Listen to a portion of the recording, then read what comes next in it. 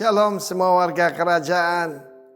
Berubahlah menurut pengertianmu, berubahlah karena pembaruan budimu, metamorfo. Ini ditunjukkan dalam kehidupan seorang raja yang gambaran raja Yesus yang kurang sempurna, itu David. Dalam 2 Samuel pasal 9, dia bertanya yang menimbulkan kegemparan. Masih adakah orang tinggal daripada keluarga Saul? Aku menunjukkan kasihku kepadanya oleh karena Yonatan. Saudara yang kasih Tuhan, kebiasaan kalau ganti dinasti. Dan kita di Indonesia baru saja, yaitu saudaraku, pergantian presiden. Tentu saja ada yang diterima, ada yang tidak dipakai. Itu selalu terjadi. Tetapi di dalam pergantian dinasti kerajaan, yang umum adalah keturunan raja harus dihabiskan sama sekali. Dan kita tahu bagaimana Laksamana Cheng Ho atau Cheng He itu bukan mengabarkan yaitu siar agama atau muhibah bisnis. Menurut keterangan kalau saya pergi ke China diberitahu sebetulnya dia mencari seorang anak raja dari keturunan raja yang dulu yang melarikan diri kemungkinan ke Kamboja atau ke Indonesia. Jadi dia kejar sampai di sini. Tetapi saudaraku, this is a new paradigm. Aku tidak menunjukkan hesed, kasih setia karena perjanjian. Karena David punya perjanjian darah dengan Jonathan. Dan kita tahu bagaimana semua keturunan daripada Saul itu habis, saudara. Terakhir kan Isboset. Masih ada karena Siba, seorang hamba daripada Mephiboset, hamba daripada Jonathan. Itu ada Mephiboset. Mephiboset itu menolak kehinaan. Kita harus punya pengharapan bahwa karena ada Roh Kudus kita bisa menolak kehinaan. Dan dia dalam keadaan lumpuh kakinya karena pada waktu melarikan diri dia terjatuh tertimpa oleh inang pengasuhnya dan kedua kakinya lumpuh. Kita tuh seperti Mephiboset yang tidak bisa menolong diri sendiri, bahkan tidak bisa melarikan diri. Tapi kita punya David di sorga, yaitu Tuhan Yesus. Nah, firman Allah mengatakan, aku menunjukkan kepadanya kasihku. Pada waktu dia bertanya, adakah di sini masih ada anak keturunan Saul? Saya percaya pada saat itu semua jenderal dan pasukan pengaman, pengawal daripada raja, mereka sudah nyandang pedangnya. Karena tujuannya biasanya raja yang lain itu membunuh sisa-sisanya. Tapi David menunjukkan ini yang namanya grace. Ini yang namanya anugerah. Hesed itu kasih karena perjanjian. Dan karena itulah kita melihat contoh yang jelas bagaimana bangsa Israel yang tercerai-berai. Itu bisa kembali ke negerinya. Karena janji Tuhan dalam Yeremia pasal 29. Aku tahu rencanaku mengenai kamu, rencana damai sejahtera. Karena itu mari kita tidak lagi berpikir agama. Kita tidak berpikir yaitu penghakiman salah benar. Tetapi terimalah kasih karunia Tuhan. Terimalah anugerah Tuhan. This is the power of the covenant. Dan perjanjian kita lebih kuat. Karena darah Yesus sang putra itu. Karena itu ketahuilah kita Mephiboset itu. Yang akan dibawa. Yaitu diangkat anak oleh Raja Daud. Dalam hal ini King David. Tetapi kalau King David tidak bisa menyembuhkan kaki yang lumpuh itu, Raja Yesus mengangkat segala kelumpuhan dan kelemahan kita. Terimalah berkat hesed dari Tuhan Yesus. Haleluya warga kerajaan. Amin. Shalom semuanya. Ya, bersyukur kita bisa kembali lagi bersama-sama di tempat ini. Memuji memuliakan nama Tuhan dan sekarang tiba saatnya kita akan mendengarkan serta merenungkan sebagian dari firman Tuhan ya. Saya berterima kasih untuk tim PW Kak Tina yang sudah membawakan pujian. Tadi saya sangat terberkati dengan ada satu pujian bangkit gereja Tuhan sekarang ya. Saya melihat kondisi bahwa sekarang ini gereja Tuhan itu sedang gembos ya, digembosi. Baik dari luar, dari dalam. Mengapa saya bisa mengatakan demikian? Ya, karena berita-berita yang disampaikan dari mimbar itu hanya jadinya cuma sekedar motivasi biasa. Yang bahkan orang-orang dunia pun bisa memberikan dengan luar biasa. Ya, literasi kita sebagai orang Kristen terhadap Alkitab itu semakin menurun. Sangat menurun ya. Kalau mungkin kita tanya sekarang ke anak-anak remaja atau mungkin anak-anak pemuda, ya belum tentu mereka tahu isi cerita Alkitab ya. Dan sedangkan dikatakan bahwa tadi di lagu tersebut bahwa kita ini sedang berperang loh ya. Kalau sedang berperang itu kira-kira santai-santai, leha-leha atau sungguh-sungguh warga kerajaan? Pasti kan siap-siap ya, sungguh-sungguh.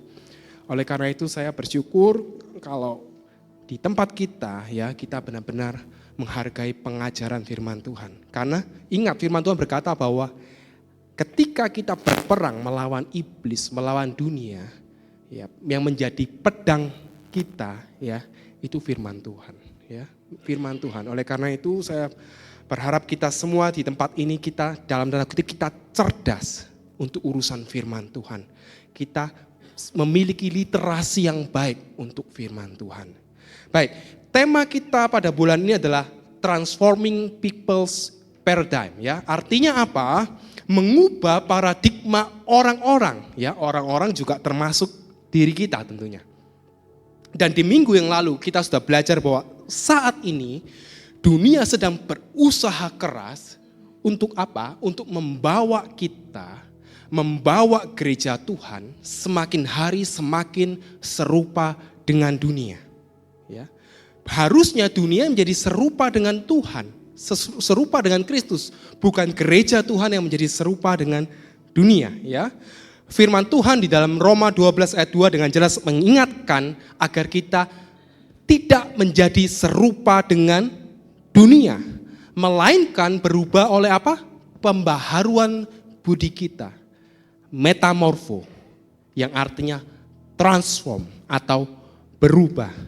Sehingga kita bisa mengenali apa yang menjadi kehendak Allah yang baik, yang berkenan dan yang sempurna. Ya. Metamorfo artinya transform atau berubah. Beliau bernama John Newton. Ada yang pernah mendengar kisah John Newton? Beliau ini adalah seorang penulis himne yang saya yakin kita semua pasti tahu. Judulnya adalah Amazing Grace ya. Di babak awal kehidupannya, John Newton itu berjalan jauh dari iman percaya ya. Beliau itu dulunya sebelum percaya itu bekerja sebagai kapten kapal, di mana kapal tersebut menjalankan perdagangan budak. Dan yang namanya kapten kapal, John Newton ini kehidupannya tidak bermoral ya. Ia menjalani kehidupan yang tidak bermoral. Pada suatu hari ya, ketika John Newton sedang berlayar, tiba-tiba ada badai besar menerpa kapal John Newton ini. Dan John Newton itu menjadi sangat ketakutan.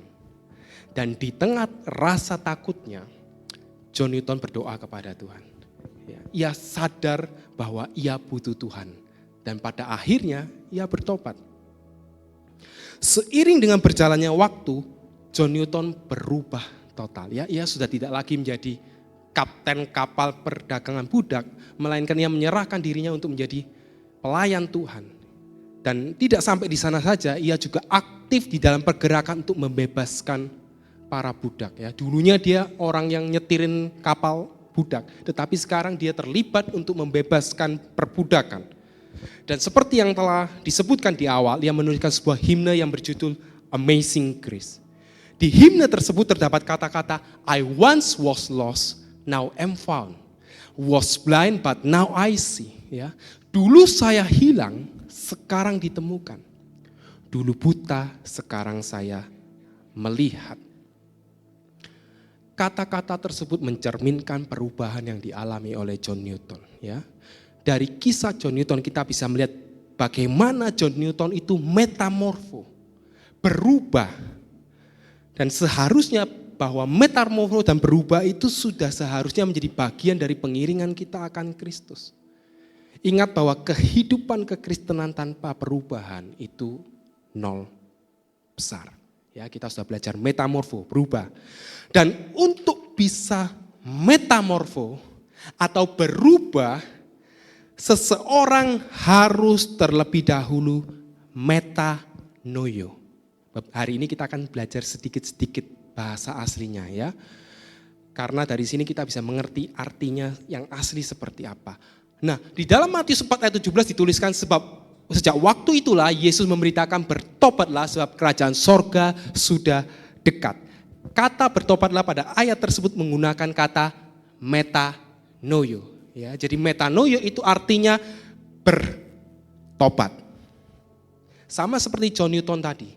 Sebelum pada akhirnya ia berubah, awalnya ia bertobat dulu. Ia berdoa kepada Tuhan, ia bertobat terlebih dahulu. Metanoio itu berbicara bagaimana seseorang itu bertobat, percaya kepada Yesus sebagai Tuhan dan Juru Selamat, serta mengalami kelahiran baru oleh karya Roh Kudus. Hal ini sudah disinggung minggu lalu oleh Bapak Gembala. Seseorang yang metanoio, yang bertobat itu akan berbalik 180 derajat dari pola pikirnya yang lama, yang penuh dengan dosa. Tanpa adanya metanoio, tidak akan pernah ada metamorfo. Jika kita tidak bertobat, maka kita tidak akan bisa berubah. Ya, jadi langkah awalnya kita perlu metanoio, baru kemudian kita bisa metamorfo. Ya, supaya kita pikirannya nggak sedikit ngawang, ya, supaya kita bisa lebih memahami, maka saya akan mencoba untuk menjelaskannya dengan sebuah ilustrasi. Ya, oleh karena itu saya meminta 2 orang untuk bisa membantu saya di depan. Ya, mungkin adik-adik Gegisi ya, saya lihat ada Mika, ada juga di sini ada Naisa ya. Boleh Mika dan Naisa bisa maju ke depan, jangan malu-malu ya. Silakan. Adik Naisa sama adik Mika bisa bantu saya di depan supaya kita bisa memiliki pemahaman ya, karena dengan ilustrasi itu kita bisa lebih mudah mengerti. Nah, silakan Mika memegang tulisan maut, si Naisa memegang tulisan Kristus di sebelah kiri saya, Mika di sebelah kanan saya ya. Ingat ini cuma ilustrasi ya warga kerajaan ya, bukan berarti Mika megang maut terus karena mukanya kayak malaikat maut, enggak ya. Semuanya dua-duanya mukanya kayak Kristus semua ya. Boleh agak sana? Oke. Nah, sebelum kita metanoio ya, sebelum kita berdoa, bertobat, maka hidup kita tuh menghadapnya ke arah maut atau kebinasaan ya. Kemudian yang kita lakukan dalam kehidupan sehari-hari itu adalah berbuat dosa. Kita berjalan berdampingan dengan dosa. Dan firman Tuhan sudah jelas, upah dosa adalah maut. Namun ketika kita metanoio, kita bertobat, percaya kepada Yesus, kemudian mengalami kelahiran baru oleh karya Roh Kudus, ingat metanoio tadi berbalik berapa derajat? 180 derajat. Sekarang kita menghadap ke arah Kristus. Dan ketika kita sudah berbalik, kemudian kita hendak berjalan ke arah Kristus, yang kita lakukan apakah masih berbuat dosa lagi? Harusnya tidak. Yang kita lakukan adalah metamorfo. Ya. Kita berubah. Berubah semakin hari semakin seperti Kristus. Pertanyaannya, berubahnya dengan cara apa? Minggu lalu sudah dijelaskan ya. Ada yang masih ingat? Satu-satunya cara agar kita bisa berubah ke arah Kristus adalah dengan pertolongan firman Tuhan dan pribadi Roh Kudus. Firman Tuhanlah yang menjadi pelita bagi kaki kita supaya kita bisa berjalan berubah ke arah Kristus. Dan Roh Kuduslah yang menjadi apa? Minyak. Supaya pelita firman Tuhan tersebut tidak pernah padam di dalam kehidupan kita. Firman Tuhan dan Roh Kudus bekerja secara sinergis di dalam kehidupan kita. Ya, terima kasih untuk rekan-rekan kayak Gisi yang sudah membantu. Mau dibuat oleh-oleh? Silakan, terima kasih. Buat oleh-oleh di rumah, bisa kasih ke papa mama ya. Sekali lagi, metanoio berbicara mengenai bertobat. Berbalik 180 derajat dari pola pikir lama kita yang penuh dengan dosa dan menghadap ke arah Kristus. Dan metamorfo bicara mengenai berubah ke arah Kristus dengan pertolongan firman Tuhan dan Roh Kudus. Dan satu hal lagi yang tidak kalah penting adalah setelah kita metanoio, kita bertobat, kemudian kita metamorfo, kita berubah. perhatikan baik-baik, maka di dalam perjalanan kita menuju keserupaan dengan Kristus, kita dapat mengalami sebuah kondisi, sebuah keadaan atau kondisi pikiran yang disebut sebagai sophronismos. Ayo kita baca bersama-sama, sophronismos. Ya, mungkin banyak di antara kita yang belum familiar dengan kata tersebut. Tetapi kata tersebut ternyata memiliki makna yang begitu dalam. Ya, oleh karena itu pada kesempatan pagi hari ini kita akan bersama-sama belajar apa itu sophronismos, lalu bagaimana kita bisa punya yang namanya sophronismos, dan pentingnya sophronismos di dalam kehidupan kita sebagai orang percaya. Enggak apa-apa, kita pelan-pelan kita mengenali kata yang baru, tetapi kita serap apa yang Tuhan mau dalam kehidupan kita. Bisa dibantu mungkin, next. Surat 2 Timotius 1 ayat 7 menuliskan, sebab Allah memberikan kepada kita bukan roh ketakutan, melainkan roh yang membangkitkan kekuatan, kasih, dan ketertiban. Kemudian Alkitab terjemahan baru 2 menuliskan, sebab Allah memberikan kepada kita bukan roh ketakutan, melainkan roh yang membangkitkan kekuatan, kasih, dan penguasaan diri. King James Version menuliskan, for God had not given us the spirit of fear, but of power and of love and of a sound mind. Kata ketertiban, penguasaan diri, dan sound mind dalam bahasa aslinya menggunakan kata sophronismos. Ya, sophronismos. Jadi sebenarnya apa itu sophronismos? Nah, kalau kita meninjau dari sisi etimologi, di mana etimologi itu studi kata, maka sophronismos itu berasal dari kata sophron. Ya, sophronismos berasal dari kata sophron, dan sophron itu terbentuk dari kata soso dan friend. Soso itu artinya menyelamatkan, friend itu pikiran. Ya, sophronismos, sophron, soso, dan friend. Soso menyelamatkan, friend pikiran. Jadi kalau kita meninjau dari sisi studi kata, sophronismos itu artinya adalah pikiran yang diselamatkan. Lalu kalau kita melihat dari berbagai terjemahan Alkitab, maka sophronismos diterjemahkan, tadi sudah kita baca, yang pertama apa? Ketertiban, penguasaan diri, sound mind. Sound mind itu pikiran yang sehat. Kemudian di NIV, New International Version, diterjemahkan sebagai self-discipline, disiplin diri. Di GW God's Word Translation diterjemahkan sebagai good judgment, ya, penilaian atau pertimbangan yang baik. Dan di The Message Bible diterjemahkan sebagai sensible, yang artinya masuk akal. Nah, dari keseluruhan informasi tersebut, ya, yang pertama tadi kita dapatkan dari studi katanya, kemudian yang kedua kita dapatkan dari berbagai terjemahan Alkitab, kita bisa menyimpulkan bahwa sophronismos itu sebenarnya adalah keadaan pikiran seseorang yang sudah diselamatkan oleh Kristus, sehingga pikiran tersebut menjadi pikiran yang sehat di dalam Kristus. Yang setuju katakan amin. Ya. Jadi pikiran yang sudah diselamatkan. Jadi jelas orang yang belum metanoia bisa nggak kalau mendapatkan ini? Nggak bisa. Karena dia belum berbalik. Dia juga belum berubah. Ya. Seseorang dengan pikiran yang sehat sudah seharusnya ia akan menjadi seorang yang tertib. Ya, tadi di salah satu terjemahan ada tertib. Kemudian ia juga bisa menguasai pikirannya, bisa menguasai dirinya, baik perkataan atau perbuatan, bisa mendisiplinkan dirinya, kemudian juga akan memiliki penilaian atau pertimbangan yang baik, good judgment, serta bisa berpikir secara masuk akal atau rasional. Hal-hal yang dibawa tersebut tidak akan bisa dimiliki atau dilakukan oleh seseorang dengan pikiran yang tidak sehat di dalam Kristus.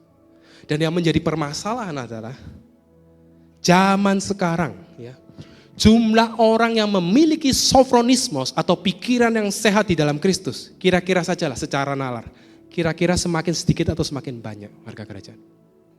Semakin sedikit kalau kita mau jujur. Tahu dari mana? Ya sekeliling kita. Saya yakin setiap daripada kita juga merasa bahwa keadaan dunia ini tidak sedang bertambah baik. Ya. Banyak orang tuh semakin egois. Ya, nggak usah jauh-jauh, di jalan raya saja.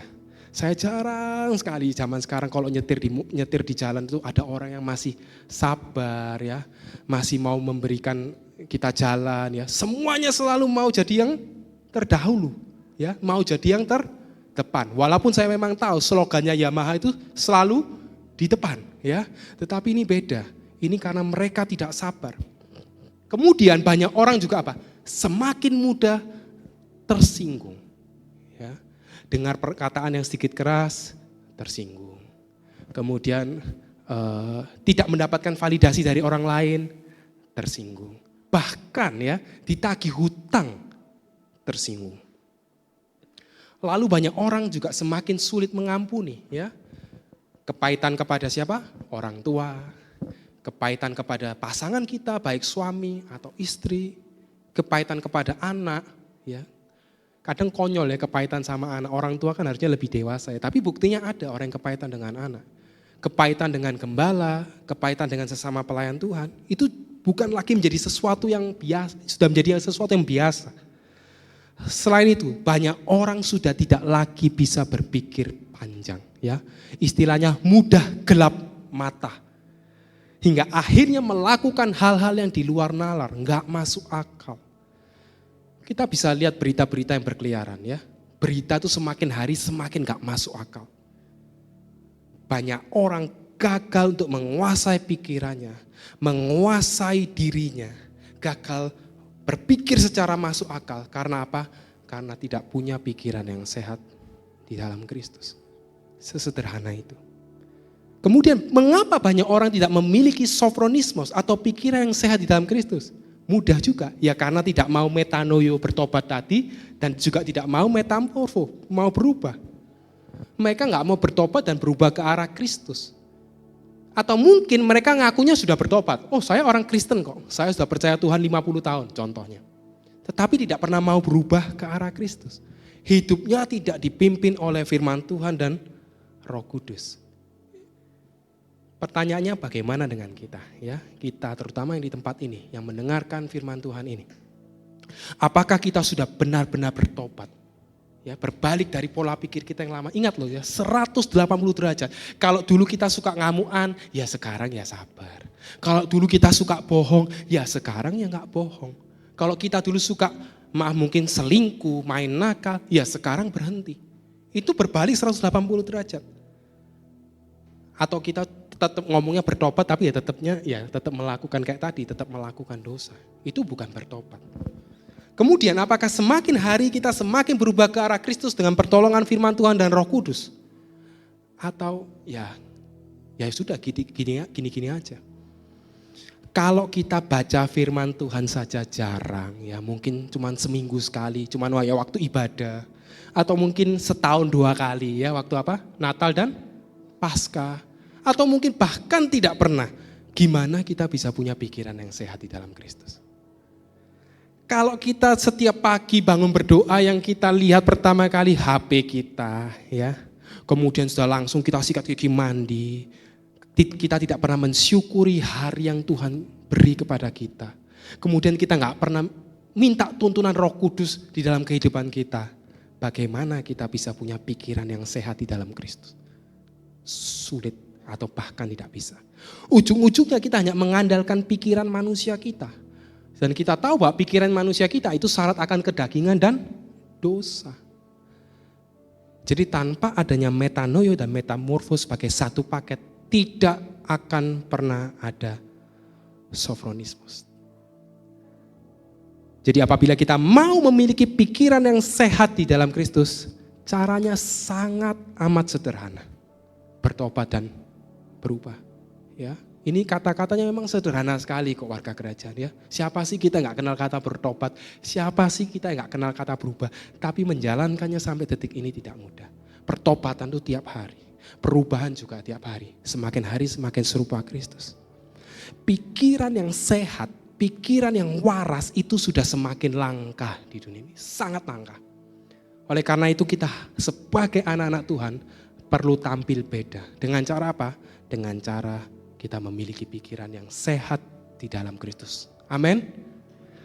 Nah, setelah kita belajar tadi apa itu sofronismos ya, dari segi katanya, dari berbagai terjemahan Alkitab, kemudian kita belajar bagaimana kita memilikinya, ternyata dengan cara bertobat dan berubah, maka sekarang kita akan belajar mengapa penting bagi kita untuk memiliki sofronismos.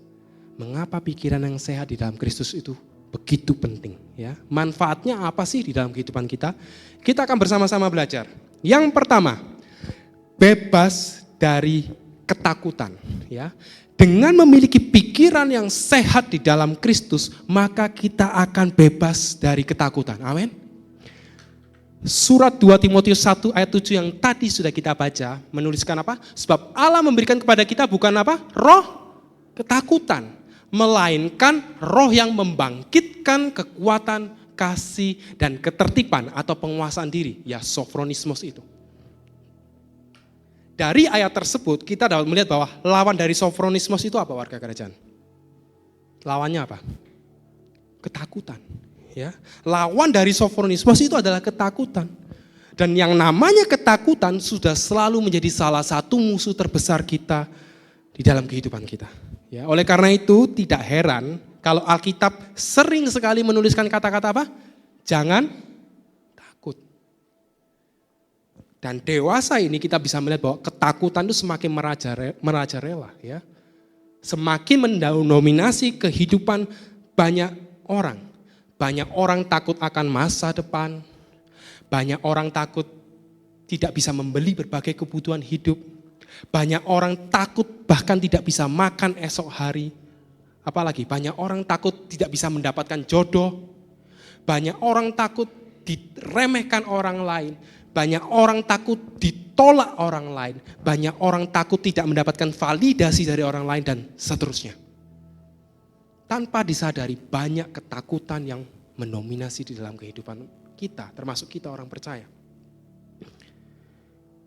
Pertanyaannya, ya, kita evaluasi. Ada nggak di dalam kehidupan kita ketakutan-ketakutan tersebut? Ya, mungkin kita bisa saja masih sehat, tapi ternyata kita takut sesuatu. Atau mungkin kita secara finansial kita baik, tetapi ternyata kita menyimpan rasa takut yang mungkin orang lain tidak tahu. Apabila iya, jangan-jangan kita belum memiliki pikiran yang sehat di dalam Kristus.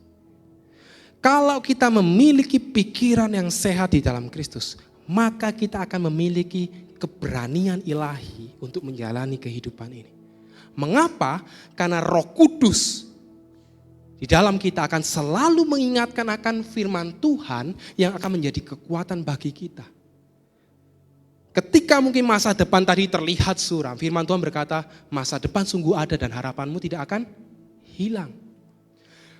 Ketika mungkin keadaan ekonomi sedang tidak baik-baik saja, firman Tuhan berkata apa? Janganlah kamu khawatir akan hidupmu. Akan apa yang hendak kamu makan atau minum atau pakai. Ketika mungkin jodoh tidak kunjung datang, firman Tuhan berkata apa? Rancangan Tuhan adalah rancangan damai sejahtera. Ketika mungkin orang-orang menolak kita, firman Tuhan berkata apa? Barang siapa menolak kamu, ia menolak aku, menolak Tuhan.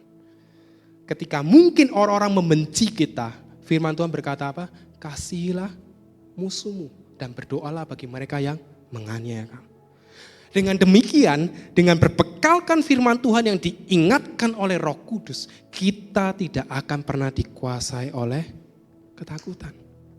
Karena orang-orang dengan pikiran yang sehat di dalam Kristus tahu jelas apa yang menjadi janji-janji Tuhan di dalam kehidupannya. Amin. Di mana janji-janji tersebut ada di dalam firman Tuhan. Itulah mengapa kita selalu mengencourage warga kerajaan untuk rajin membaca firman Tuhan atas dasar kerinduan. Ingin tahu apa isi hati Tuhan. Ingin tahu apa janji-janji Tuhan di dalam kehidupan kita. Kalau kita nggak tahu janji-janji Tuhan, bagaimana kita bisa merasa tidak takut? Ya, tetapi kalau kita tahu dengan jelas janji-janji Tuhan di dalam kehidupan kita, kita tidak akan pernah takut. Amin. Yang kedua, dengan pikiran yang sehat di dalam Kristus, maka kita akan memiliki damai sejahtera ilahi. Surat Filipi 4 ayat 7 menuliskan, damai sejahtera Allah yang melampaui segala akal akan memelihara hati dan pikiranmu dalam Kristus Yesus. Di tengah-tengah kondisi dunia yang penuh kekacauan, kecemasan, kebisingan, keributan, saya ingin menyampaikan bahwa kita butuh yang namanya damai sejahtera ilahi. Mengapa? Karena tanpa disadari, kalau kita renungkan baik-baik, kondisi di sekitar kita, kondisi dunia saat ini sangat mempengaruhi diri kita.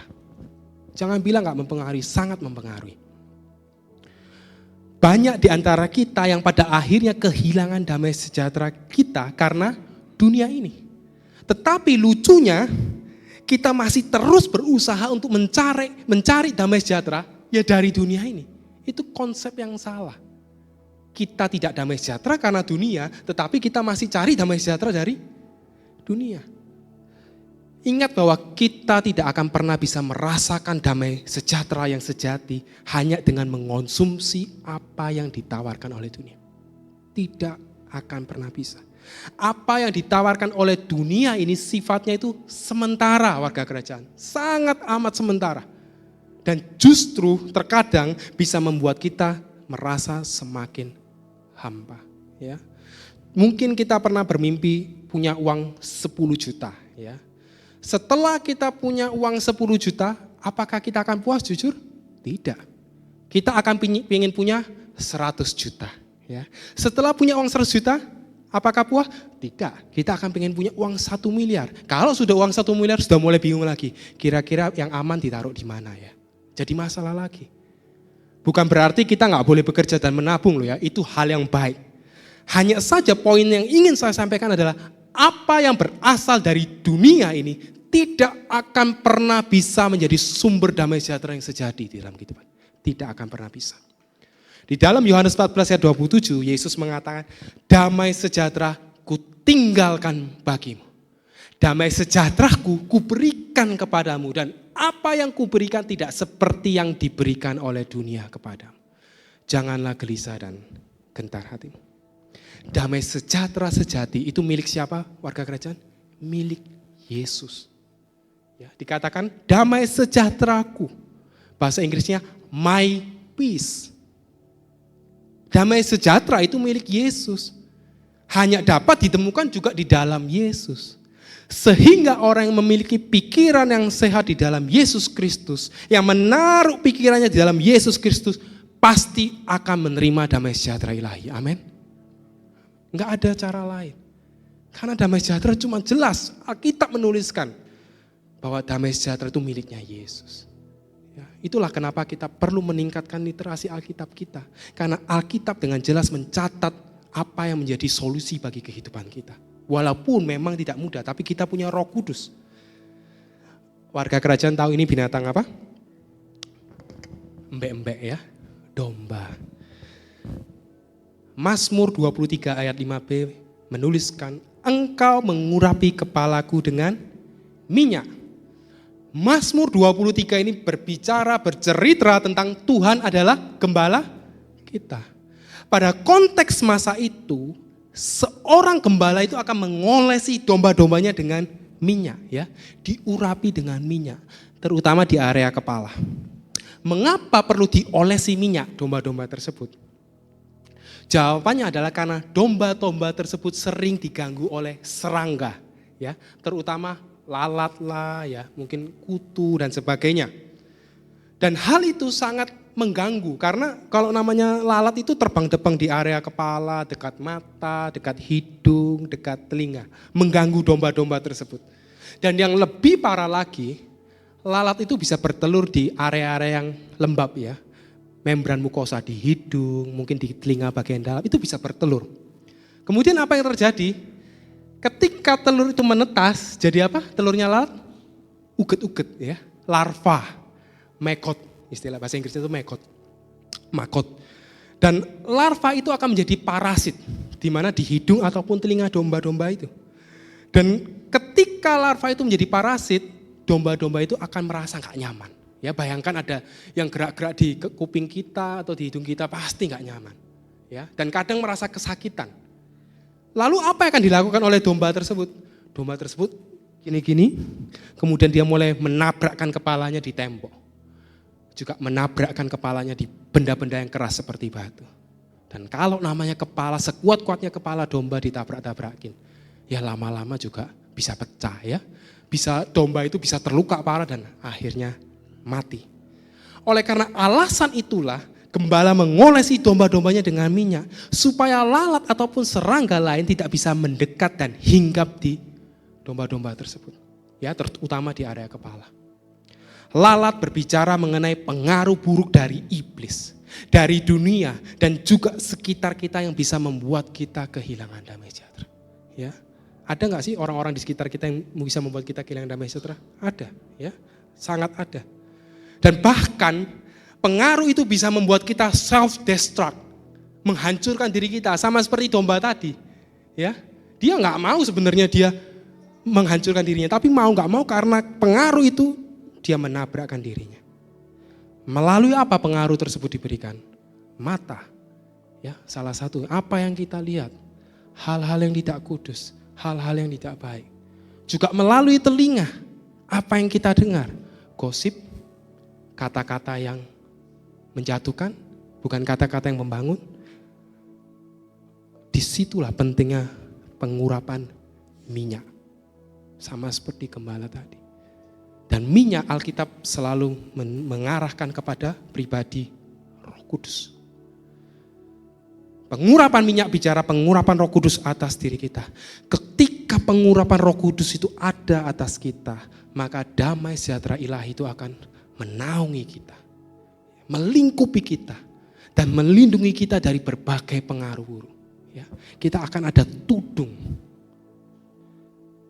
Sehingga indera kita itu terlindungi dari hal-hal yang tidak berkenan di hadapan Allah. Yang berusaha menginfiltrasi hidup kita dan menghancurkan hidup kita. Kalau ada damai sejahtera ilahi, hidup kita akan tenang. Ya. Tantangan memang tetap akan datang. Enggak ada yang pernah berjanji bahwa tantangan hilang. Tidak ada. Tantangan akan tetap ada.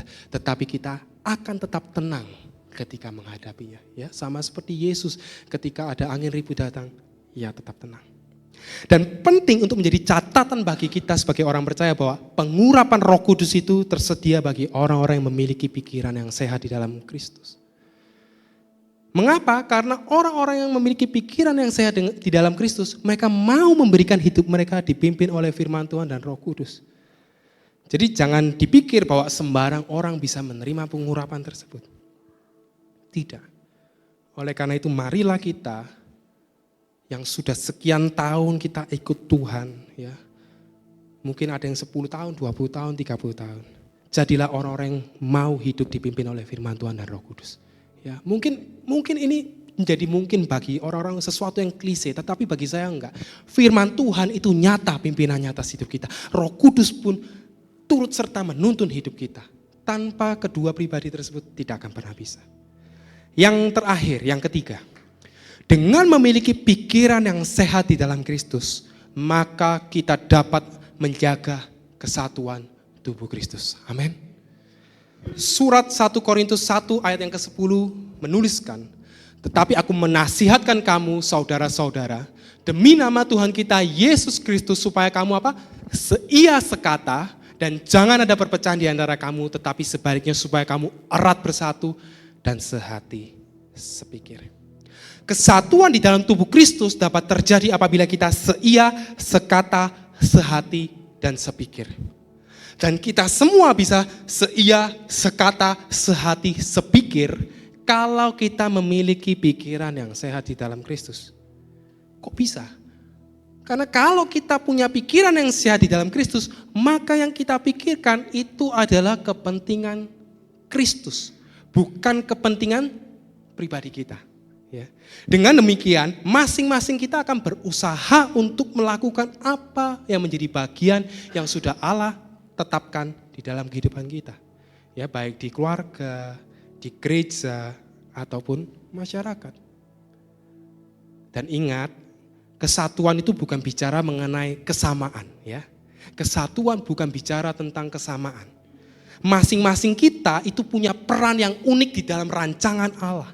Dan rancangan Allah adalah rancangan damai sejahtera yang tidak akan membuat anggota tubuhnya saling bertabrakan hingga akhirnya kacau. Jadi, kalau ada di antara kita yang masih suka terus bertabrakan, ya kita perlu bertanya kepada diri kita. Apa yang dipikirkan, apa yang kita pikirkan, apa yang kita lakukan itu untuk kepentingan siapa? Apakah untuk Kristus? Apakah untuk diri sendiri? Yang bisa membuat kita saling bertabrakan itu ego kita. Yang bisa membuat kita saling bertabrakan adalah ketika kita merasa bahwa diri kita paling benar. Yang bisa membuat kita saling bertabrakan adalah ketika kita mengutamakan kepentingan pribadi lebih daripada kepentingan Kristus. Yang dipikirkan adalah saya, bukan Kristus. Oleh karena itu sekali lagi, penting bagi kita semua memiliki pikiran yang sehat di dalam Kristus. Supaya apa? Supaya kita semua satu frekuensi sebagai tubuh Kristus. Tubuh Kristus itu tidak terbagi-bagi warga kerajaan. Amin. Tidak terbagi-bagi.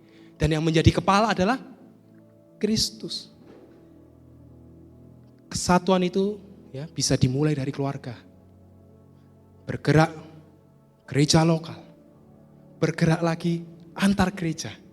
Bahkan bergerak lagi antar denominasi. Jangan harap kalau keluarga tidak bersatu, terus gereja lokal bisa bersatu. Tidak akan bisa. Jangan harap ketika gereja lokal tidak bersatu, terus antar gereja mau bersatu. Tidak akan bisa warga kerajaan. Dan jangan harap ketika antar gereja tidak bersatu, kemudian antar denominasi bisa bersatu. Ya. Kesatuan itu dimulai dari yang terkecil, dari keluarga. Dan kesatuan itu hanya bisa dicapai kalau sekali lagi kita semua satu pikiran di dalam Kristus.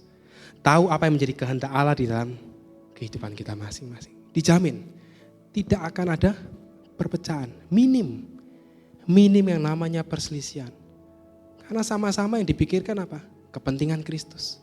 Kepentingan Kristus. Perbedaan pendapat lumrah. Yang penting untuk Kristus jalan. Ya, minim perselisihan, minim gontok-gontokan istilahnya. Ya.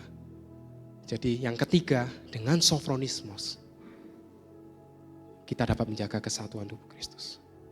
Jadi pagi hari ini kita sudah cukup banyak belajar mengenai sofronismos ya. Di mana sofronismos tadi adalah keadaan pikiran seseorang yang sudah diselamatkan oleh Kristus sehingga kita bisa memiliki pikiran yang sehat di dalam Kristus. Itu adalah sofronismos. Dan bagaimana kita bisa mendapatkannya? Caranya sederhana. Dengan metanoio dan metamorfo. Dengan kita bertobat, berbalik 180 derajat dari pola pikir yang lama mengarah kepada Kristus. Dan yang kedua metamorfo, kita berubah semakin hari semakin serupa Kristus dengan pertolongan firman Tuhan dan Roh Kudus. Dan mengapa sofronismos itu penting? Manfaatnya apa?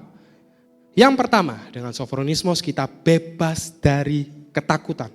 Karena kita tahu apa yang menjadi janji-janji Tuhan di dalam kehidupan kita. Yang kedua, dengan sofronismos kita bisa memiliki damai sejahtera ilahi melalui pengurapan Roh Kudus yang akan menaungi kita, melindungi kita dari berbagai pengaruh buruk. Dan yang terakhir dengan sofronismos kita dapat menjaga kesatuan di dalam tubuh Kristus. Karena kita satu pikiran, satu frekuensi di dalam Kristus. Yang kita pikirkan semuanya untuk kepentingan Kristus. Amin warga kerajaan.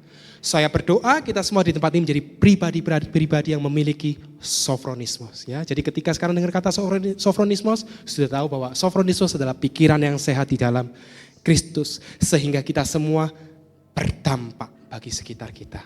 Untuk perluasan kerajaan Allah, untuk kemuliaan nama Yesus. Kiranya Tuhan Yesus memberkati kita semua.